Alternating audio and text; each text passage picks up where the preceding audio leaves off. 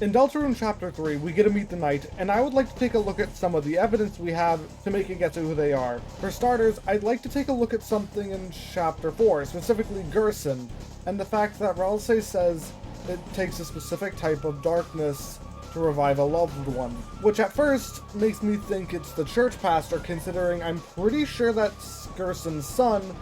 However, design-wise, it doesn't fit, and so I believe it was more likely to be one of Gerson's students, as he was a teacher. And speaking of design-wise, I'd like to take a look at the answers, which points to it being one of the holidays. And first choice, just from what we've seen, would be Carol Holiday, mostly because when Kristen's talking to them, they'll say they'll be right over soon, and Carol appears shortly after. However, this phone call doesn't happen in the weird route, and Carol still comes over. Furthermore, no one is at Town Hall at all if you decide to visit there, which makes me believe she came home because it was about to start raining, not because of the phone call. Furthermore, you can head straight to the church after she gets home, and the Knight will still be there, meaning there's no way she could have gotten ahead of you. And if you do this, I don't see a possible way she could have gotten ahead of you, which leads me to believe the person who the Knight is Rudolph Holiday. The main reason being at the end of Chapter 4, Chris will get a phone call from the Knight asking you if you remember your promise. However, in the weird route,